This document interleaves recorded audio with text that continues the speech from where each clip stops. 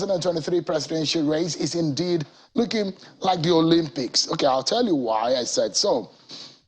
The experienced, the deep pocket, the big boys, and the averagely new entrants are seeking to be Nigeria's president. Now, you know what happens in the Olympics? There are, in fact, upsets in the Olympics. You see some of the fastest are now being overtaken by the new entrants. Could this be the case in Nigeria's presidential election of February next year? Well, considering what we are saying, it does look like there will be some statement with some people with some big ideas and others with some very, very strong connections across the nation. How would all those pan out? We'll find out how all these work as we head towards the election. Well, tonight we shall be speaking with the flag bearer of the People's Redemption Party, Mr. Kola Abiola. About 30 years ago, his father won the presidential election, which was later annulled by the Babangida junta. The PRP flag bearer said it was determined now to repeat the feat of his late father, Chief M.K.O. Abiola, in the June 12, 1993 presidential election. The 1993 presidential election was adjudged as the freest and fairest election in Nigeria's history. Let's speak with the PRP flag bearer, Mr. Kola Abiola. Thank you so much indeed for coming tonight. Thanks for having me here. Some people will imagine that the ambition of repeating the feat of your father might be a tall order, considering that you are just a new entrant. What gives you the feeling that you are the man that Nigerians would decide to vote as president in 2023? I think, number one,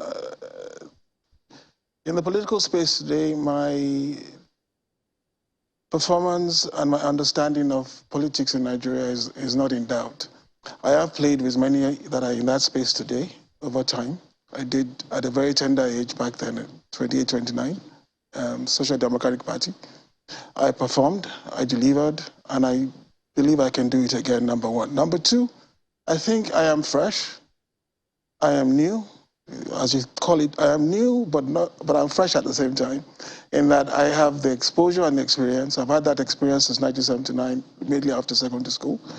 And I understand the space. I know what it's all involved. And I think Nigeria is looking for a new beginning in 2023.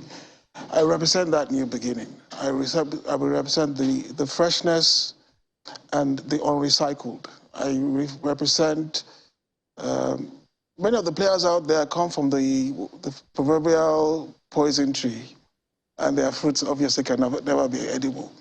We represent the new set. We represent the borderline between the lost generation, which is my generation, and that can bring in the younger generation into governance, politics, and leadership in Nigeria by mentoring them and showing the appropriate way to do things. I represent, collectively with Haru, my vice president, a new start, because we're going there without the encumbrances of the incumbent parties. We're going there with a new eye at events, policies, things to be done without the encumbrances of the past, and no loyalty to anybody but the country and the voter. So we bring all that to the table. Not just that, we come from a heritage that has sacrificed for Nigeria. Mine is well known. Haro's father, ex-military, he's fought for the United Nigeria over the years. And we owe it to Nigeria to make sure that we bring it to its full calling.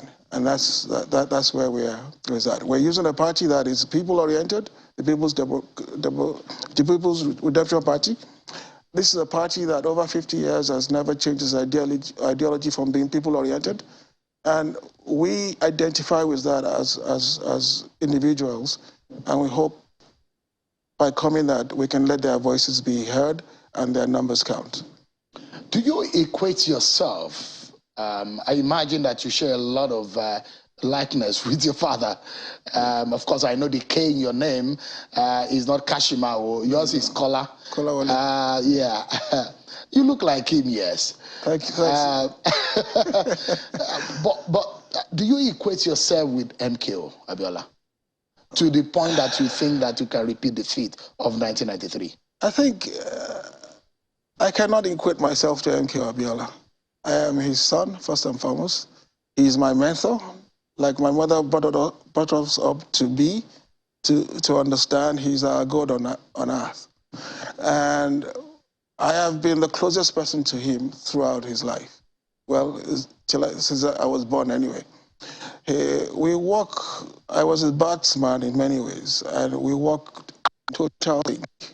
So I have learned and picked up quite a bit, and we share a lot in common. Now, that said, I'm slightly a different person, for sure. But I am definitely one that shares in the aspirations to make sure that we come down, pick up people to help them.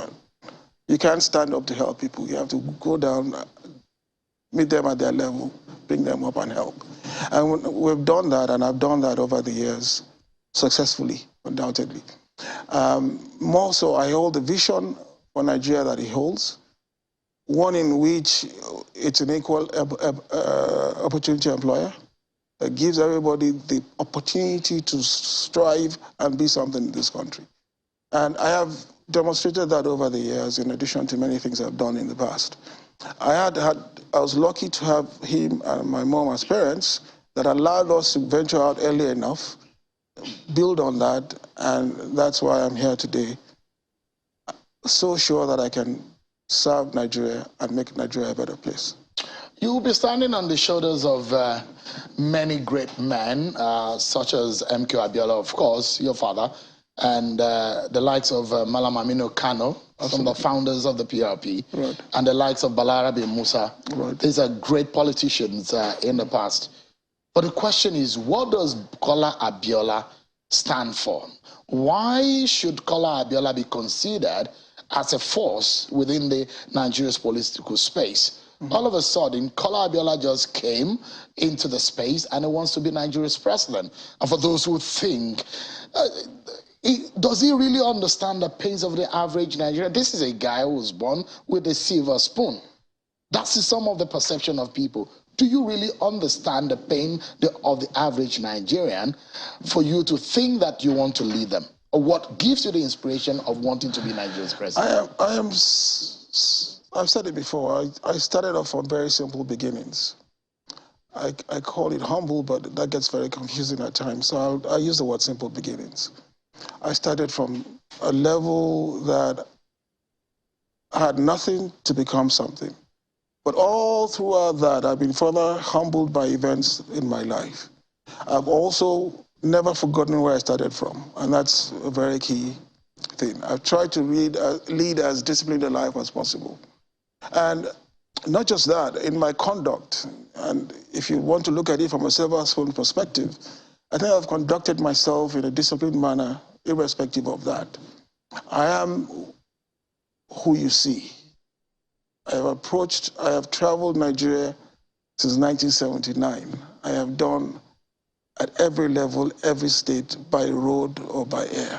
I have done a lot of politicking in this country since 1979, particularly 1992-93.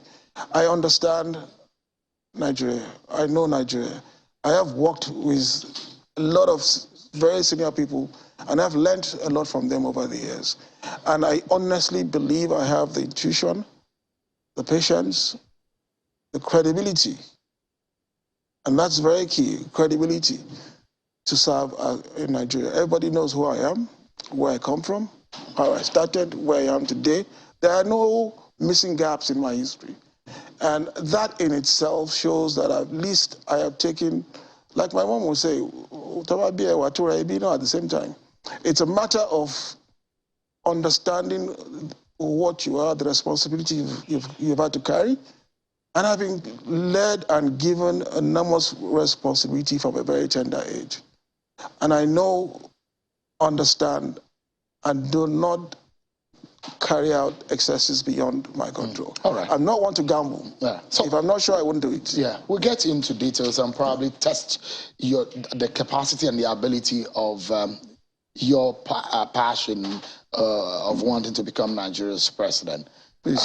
First and foremost, we go into the manifesto and the agenda, the real reasons why you want to be Nigeria's president, because it's no joke at all. And whoever wants to lead Nigeria must be ready to take up a lot of responsibility, economically, security-wise, uniting the nation. These are ramifications that any leader of the country in the next dispensation needs to understand. Now, I'll ask you, since I'm trying to give some background and basis to our conversation. First and foremost, the base of the PRP was largely, a lot of people will make reference to Kano.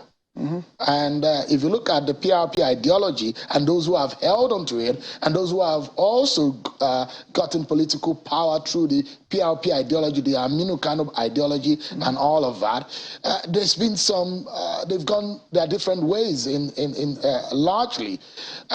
Can you hold on to that base? Can you lay claim to the force of PRP within the Kano base? Because you have the Kwankwaso in Kano, you have the former governor who has gone to the PDP now, and you have the sitting governor. Kano has been described as a 2023 vote that will be decimated by the different forces that are laying claims to Kano votes. Right. Where is your Kano own base? Do you still have it? Does the party still have it? Now, I think there's a stereotype here. PRP has always been seen as a northern Muslim party, not just even a Kano party.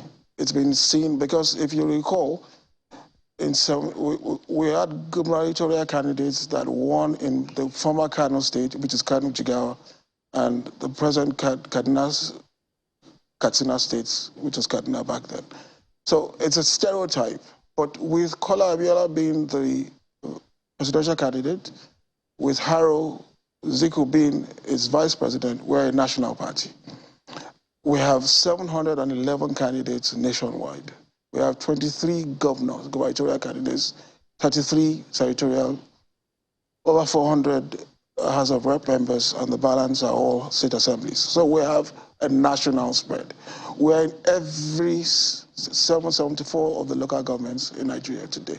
So it's a stereotype. That's number one. Number two, the roots of this party is the common man, is the grassroots. How known is your party? What is the structure? It's very, very well known at the grassroots level. I was at a mosque today and everything was about PRP, even in Abuja. So it's not just a Kano party, it's a national party. So let's get that first. And then, with the representation we have nationwide, it's all about grassroots. Over the past few months, we've been all over the states. We've done a lot of local radio, local TV, deliberately because we are reaching out to the grassroots. And we're not a party that goes to flag off. We have a different playbook for running our campaigns. We actually walk the states that we go to. We just don't go and have a mammoth crowd at the state capitol,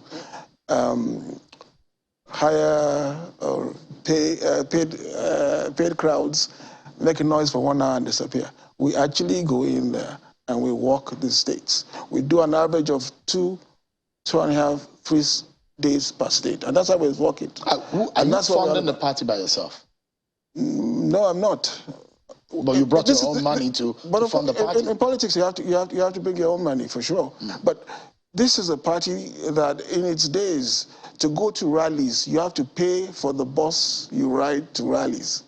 That's what we're all about here. This is a party that, when I go to states, no matter how ramshackle our party headquarters is compared to the others, we still sit outside, we rent, and they pay their ways. We're the only party that had a convention in this country that everybody paid their transport, their accommodation, and their feeding. That's what PRP is all about. We're about the people. And everybody that has left over the years, the Kwakwanzos, like you mentioned, for example, the man out of Sule Lamidos and all that, they left. They're all originally PRP people, but they've left because the party is what it is. It's a grassroots no money influenced party. And that's what it is. Let's get into the manifesto. And you said that you were going to trump your father's own performance in the 1993 election, but he focused on eradicating poverty. Right. That is at the spine of his agenda in 1993. And that still rings a bell. And you see, in fact, vividly in my mind now, I remembered watching the man in the green and black torn clothing and were portraying how poverty was ravaging the country at the time and how Abiola was coming and all of that. And for the fact that some of the things that Abiola did, MK Abiola did at the time in that election were things that a lot of people thought that they were almost impossible, beating his opponent right in his own state. Now, the question is, what are you bringing to the table? First and foremost, you have talked about bringing cohesion into the country. You have talked about reinventing security architecture in Nigeria. First and foremost, let's talk about the issue of security that you said you are going to reinvent. Right. What do you mean by reinventing security? Thank you. I'm not reinventing. What I'm saying is that what is on ground, the structure that is in place has never been used since 1999. That's what I'm saying. And what I'm saying is that if we use that structure, coupled with making sure that we harness all the security activity forces we have, making sure that the welfare of this is met, and aided with technology, we have an immediate response to the threat we have today. Now, our military is not meant to be civilian-facing, but right now, they are doing the role and playing the role of the police. If you notice in the past, our military bases were strategically placed based on assumed international threat. But now we have 8 divisions in this country because they are now domestically faced to deal with terrorism, banditry, and so on and so forth. That is not the case. Everything should still be led by the police. What would you be doing differently? How would you make police effective? Everything should be led by the police first and foremost. Now, if you take what they have on ground and you go back to the National Security Council and you actually have them implement their role, you would just make sure that each of the units we have, from the NSCDC, the SSS, well, DSS they call them now,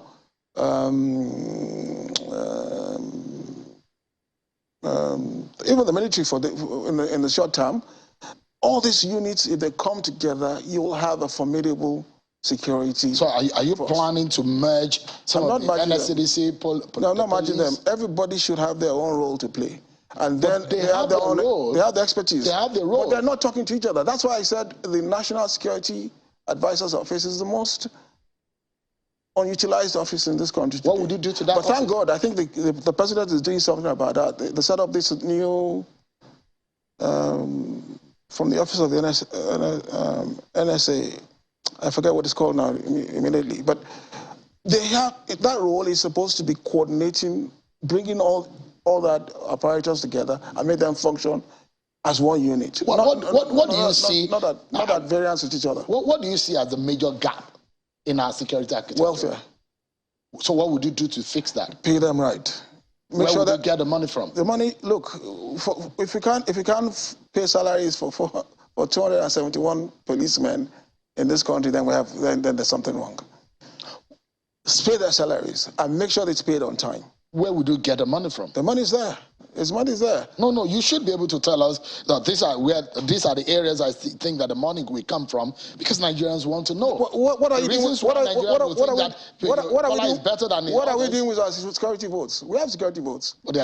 Security votes to the state? No, even the presidency has a security vote. Yeah. Even the presidency. But with the security votes paid salaries, but of course, police. But of course, there's more than enough to pay for the salaries.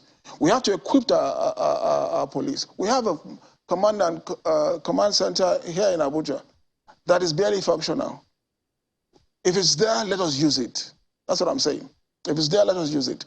We have we have the NSCDC. There's a lot of duplication in every of these. So that's why I asked the question. So if there are duplication, are you going to merge?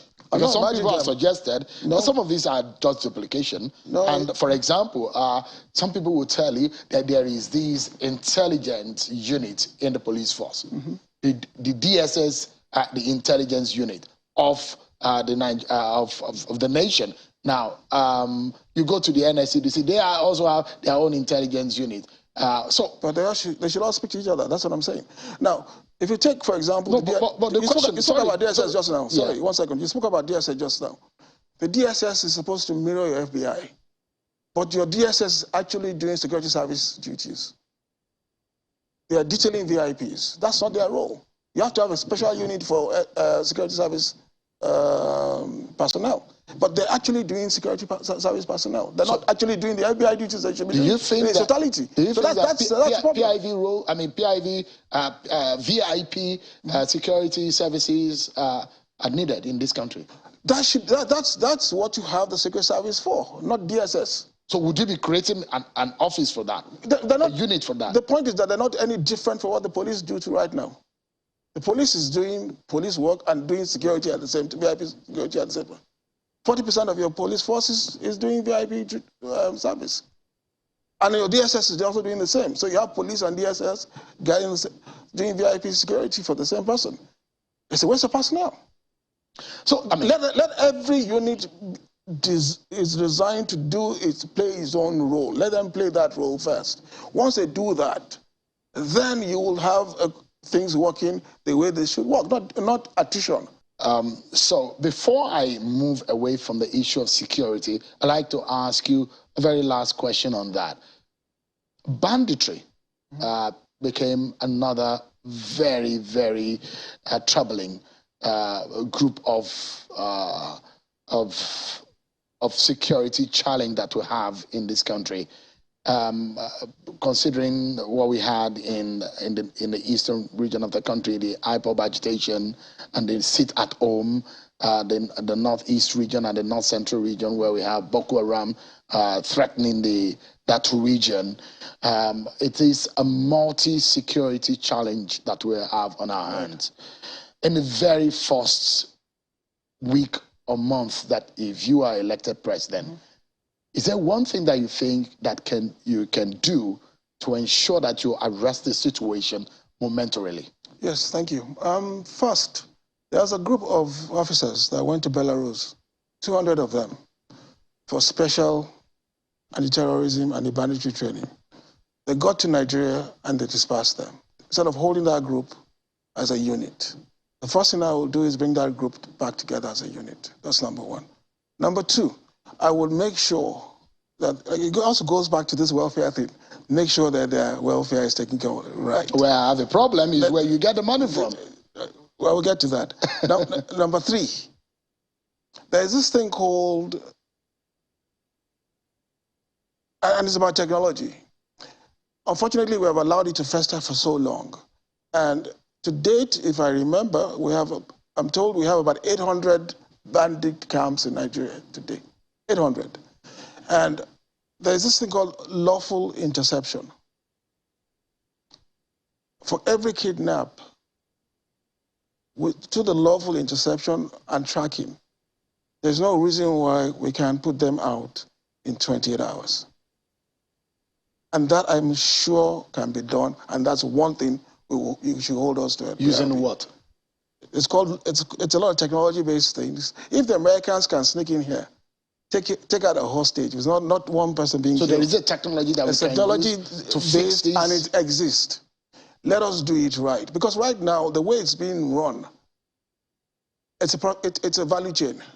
But unfortunately, Kola, and we have to break that value chain. If you do not win this election, that's a possibility. It's either you win or lose. Yes. If you do not win this election, and the ideas that you have, will you be willing to put them forward for the... I'm a Nigerian. It's not about me or PRP or... It's about Nigeria. So I'm free to give whatever my thoughts are, I will give it for nothing. What if they offer you a ministerial job? I'm not going to take a ministerial job. I'm in this to win. But period. There's a possibility that you win. If I don't win, then I will make that party a strong party, and I will make sure I'm in that party to usher in proper leadership, the next generation of leadership. I told my role. So you will never leave PRP? I will not leave PRP. You will never leave? Never leave PRP. You will stick with PRP? I'm in this PRP to make sure I make it what it should be.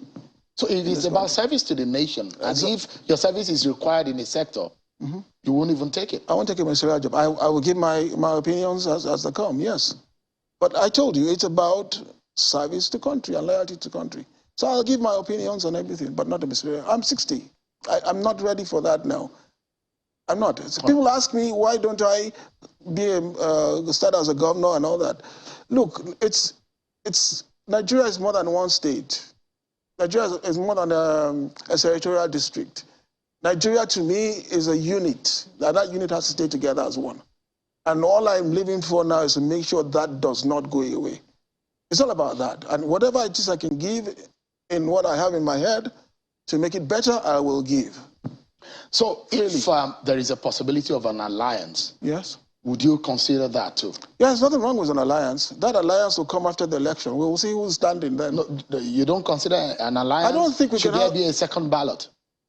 That's why I said after the election.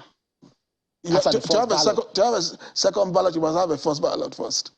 After the first ballot, let's see who is standing then. Is there anyone in the race with you that you think that your ideology aligns with just a bit, that you might be able to work with? I think it's very unfair to say that, because what I would look at is who is standing at that point in time.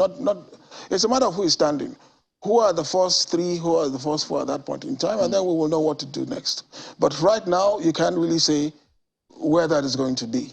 What I know is that we're going to have the highest voter turnout in the history of Nigeria in that election. What I know is that if that happens, I don't even see a hung election. The APC government honored your parents and yes. your family. Right. Do you have any kind of a soft spot for the APC? I don't, because we earned that. We earned that. And I think more of it is an apology to the Nigerian public that voted for MKO. The public voted for MKO, and they've said thank you to him. But this is the government now saying sorry to the guys that were robbed, the collective voters that were robbed. All right. Yeah. Mr. Abiola, I'll ask you one last question. Yes, please. And it's going to be on the economy. Yes, please. There was a very worrying report about Nigeria. 130 million Nigerians are said to be in a multidimensional poverty. Right. Do you have an answer to that? Yes. Fixing the poverty question. Nigeria needs a Marshall Plan, and that's infrastructural development. To get not just the white-collar jobs, but more the blue-collar jobs. We need to go back to agric. We need to do it right. We need to make sure that all our river basins come to serve and do what they should do. We should make sure that agric is not just crops, but value added. We need to get our science and technology to add value to our produce. So what figures are those telling you? If you have it all planned out, the idea of agriculture that you're talking about, if the government of the day said we have a revenue problem, that means you'll be looking at these areas that you said we need to be serious about generating revenue. So what are those figures telling you? How much do you think we can generate in the first year if you're elected president? 4 years, it takes time to, in my fourth year. That's what you mean? It's going to be in the fourth year. Yeah. No, I'm going to start it from day one, and that takes. So what figure are you working with? I would have in the first year we will definitely have the unemployment numbers, because with a massive. If we have 130 million, so half of that will be about 65 million. We will have that. We will have that because it's all about sustainable growth and creating an economy. And we are going to do some things that require that we distribute. Look, we're going to run a market-based economy to create liquidity first. And that liquidity does not mean that government doesn't step in from time to time. And you're not going to do anything about the oil and gas? That's the main thing. The oil and gas is a double whammy. Number one, we have leakages. We have corruption, we have leakages. Right. But more importantly, our production is too low to make a difference. We need to at least produce 3 million barrels a day to make the numbers work. Yeah. We've worked it out. And with that, we need to stop importing. We need to domestic production. We need to make sure that we get the value added from our oil. After 63 years of crude production, we're still importing products. And all we do is Would export. you be probing the subsidy regime of the past? It will stop. It will stop. Would you be probing it? The government said it will stop next year. No, they're kicking the buck down, the can down the road. Right. They should do it today if they wanted to. Let's wrap it up. Thank you so much, Mr. Kola Abiola, the PRP presidential candidate. Thank you so much indeed for your time tonight. Appreciate it.